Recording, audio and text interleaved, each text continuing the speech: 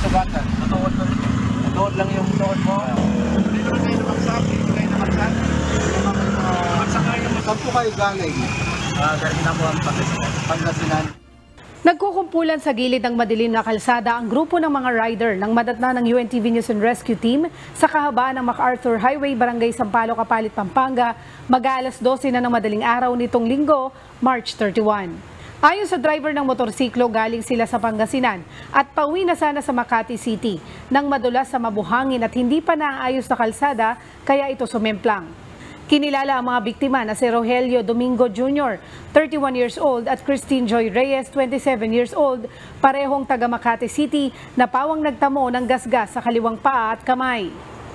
Kaagad namang inassess at nilapatan ng first aid ng UNTV News and Rescue Team ang mga biktima at matapos malapatan ng pangunang lunas ay tumanggi na ang mga ito na magpadala pa sa ospital.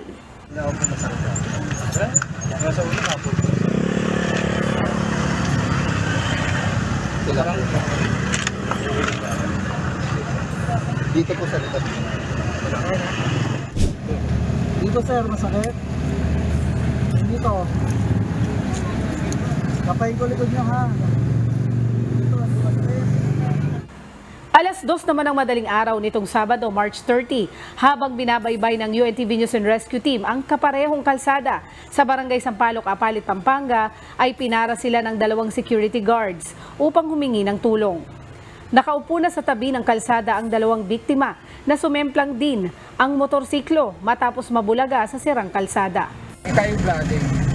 Malinaw, Pangasinan. Tapos pauwi na kayo.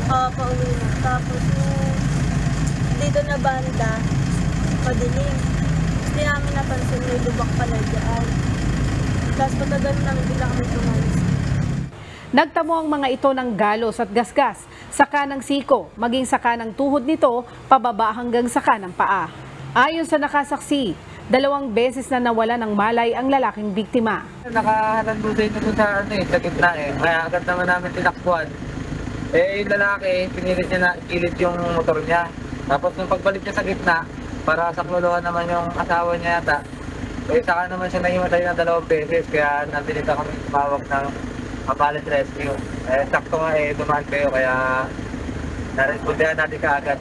Matapos mabigyan ng pangunang lunas ang mga biktima, ay inendorso ito sa Barangay Sampaloc Rescue Unit na siyang nagdala sa mga ito sa ospital. Leslie Widem, UNTV News and Rescue. Diyos ang aming sandigan, serbisyo publiko ang aming pinahahalagahan.